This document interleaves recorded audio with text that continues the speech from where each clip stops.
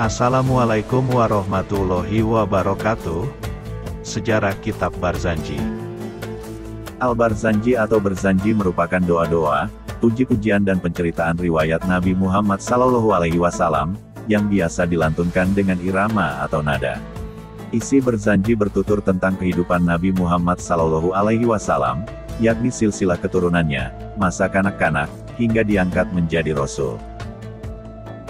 Di dalamnya juga mengisahkan sifat-sifat mulia yang dimiliki Nabi Muhammad, serta berbagai peristiwa untuk dijadikan teladan umat manusia. Nama Barzanji diambil dari nama pengarangnya, seorang sufi bernama Syekh Ja'far bin Husin bin Abdul Karim bin Muhammad Al-Barzanji. Beliau adalah pengarang kitab Maulid yang termasyhur, dan terkenal dengan nama Maulid Al-Barzanji.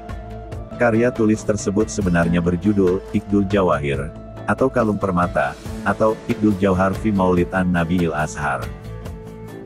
Barzanji sebenarnya adalah nama sebuah tempat di Kurdistan.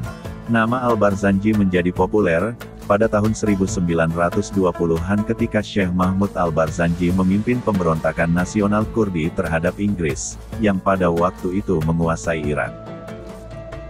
Kitab Maulid Al-Barzanji karangan beliau ini, termasuk salah satu kitab maulid yang paling populer, dan paling luas tersebar ke pelosok negeri Arab dan Islam, baik timur maupun barat. Bahkan banyak kalangan Arab dan non-Arab yang menghafalnya, dan mereka membacanya dalam acara-acara keagamaan. Kandungannya merupakan hulaso atau ringkasan sirah nabawiyah, yang meliputi kisah kelahiran beliau, pengutusannya sebagai rasul, hijrah, akhlak, peperangan hingga wafatnya. Syekh Ja'far Al-Barzanji dilahirkan pada hari Kamis awal bulan Zulhijjah tahun 1126 di Madinah Al-Munawwaroh, dan wafat pada hari Selasa, pada tahun 1177 Hijriyah di kota Madinah dan dimakamkan di Jannatul Baqi. Sejarah Al-Barzanji tidak dapat dipisahkan dengan momentum besar, perihal peringatan Maulid Nabi Muhammad SAW untuk yang pertama kali. Maulid Nabi atau hari kelahiran Nabi Muhammad SAW, pada mulanya diperingati untuk membangkitkan semangat umat Islam. Sebab, waktu itu umat Islam sedang berjuang keras, mempertahankan diri dari serangan tentara salib Eropa, yakni dari Prancis, Jerman, dan Inggris. Kita mengenal itu sebagai Perang Salib atau The Crusade. Pada tahun 1099 Masehi, tentara salib telah berhasil merebut Yerusalem dan menyulap Masjidil Aqsa menjadi gereja. Umat Islam saat itu kehilangan semangat perjuangan dan persaudaraan ukhuwah. Secara politis memang umat Islam terpecah belah dalam banyak kerajaan dan kesultanan. Meskipun ada satu khalifah dari dinasti Bani Abbas di kota Baghdad, namun hanya sebagai lambang persatuan spiritual. Adalah Sultan Salahuddin Yusuf Al-Ayyubi. Dalam literatur sejarah Eropa dikenal dengan nama Saladin, seorang pemimpin yang pandai mengenal hati rakyat jelata. Salahuddin memerintah pada tahun 1174 sampai tahun 1193 Masehi atau 570 sampai 590 Hijriyah pada dinasti Bani Ayyub. Meskipun Salahuddin bukan orang Arab melainkan berasal dari suku Kurdi, pusat kesultanannya berada di kota Qahirah atau Kairo, Mesir, dan daerah kekuasaannya membentang, dari Mesir sampai Suriah dan semenanjung Arabia. Menurut Salahuddin, semangat juang umat Islam harus dihidupkan kembali, dengan cara mempertebal kecintaan umat kepada Nabi mereka. Salahuddin mengimbau umat Islam di seluruh dunia agar hari lahir Nabi Muhammad SAW, yang setiap tahun berlalu begitu saja tanpa diperingati, kini harus dirayakan secara massal. Sebenarnya hal itu bukan gagasan murni Salahuddin, melainkan usul dari iparnya, Muzaffaruddin Gekburi yang menjadi atabek atau setingkat bupati di Irbil, Suriah Utara.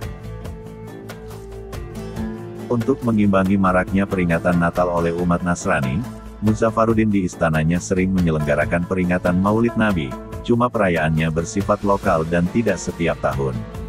Adapun Salahuddin ingin agar perayaan Maulid Nabi menjadi tradisi bagi umat Islam di seluruh dunia, dengan tujuan meningkatkan semangat juang, bukan sekedar perayaan ulang tahun biasa. Ketika Salahuddin meminta persetujuan dari Khalifah di Baghdad, yakni An-Nasir, ternyata Khalifah setuju.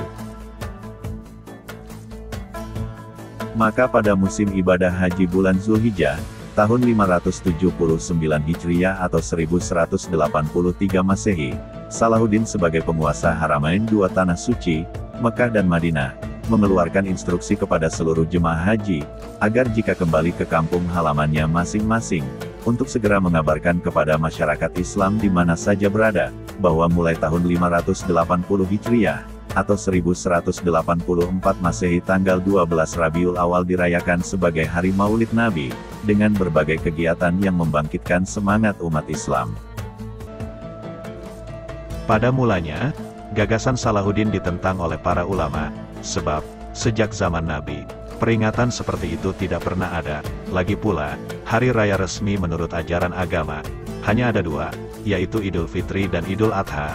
Akan tetapi, Salahuddin kemudian menegaskan bahwa perayaan Maulid Nabi, hanyalah kegiatan yang menyemarakkan syiar agama, bukan perayaan yang bersifat ritual, sehingga tidak dapat dikategorikan bid'ah yang terlarang. Salah satu kegiatan yang diprakarsai oleh Sultan Salahuddin, pada peringatan Maulid Nabi, yang pertama kali tahun 1184 Masehi atau 580 Hijriah, adalah menyelenggarakan sayembara penulisan riwayat Nabi beserta puji-pujian bagi Nabi, dengan bahasa yang seindah mungkin. Seluruh ulama dan sastrawan diundang untuk mengikuti kompetisi tersebut. Pemenang yang menjadi juara pertama adalah Syekh Ja'far Al-Barzanji. Ternyata, peringatan Maulid Nabi yang diselenggarakan Sultan Salahuddin itu, membuahkan hasil yang positif. Semangat umat Islam menghadapi perang salib bergelora kembali. Salahuddin berhasil menghimpun kekuatan, sehingga pada tahun 1187 Masehi atau 583 Hijriah, Yerusalem kembali berhasil direbut oleh Salahuddin dari tangan bangsa Eropa, dan Masjidil Aqsa yang sebelumnya sempat dirubah menjadi gereja, kini menjadi masjid atau tempat ibadah umat Islam kembali, sampai hari ini. Dalam Madarirus Syuhud Syarhul Barzanji dikisahkan, Rasulullah Shallallahu Alaihi Wasallam bersabda, "Siapa menghormati hari lahirku, tentu aku berikan syafaat kepadanya di hari kiamat." Sahabat Umar bin Khattab secara bersemangat mengatakan, "Siapa yang menghormati hari lahir Rasulullah sama artinya dengan menghidupkan Islam." Itulah sejarah singkat tentang adanya peringatan Maulid Nabi Muhammad SAW, dengan dilengkapi kitab Maulid Barzanji. Semoga bermanfaat, dan jika kalian suka, silahkan like, komen dan subscribe channel ini. Sekian dan terima kasih. Wassalamualaikum warahmatullahi wabarakatuh.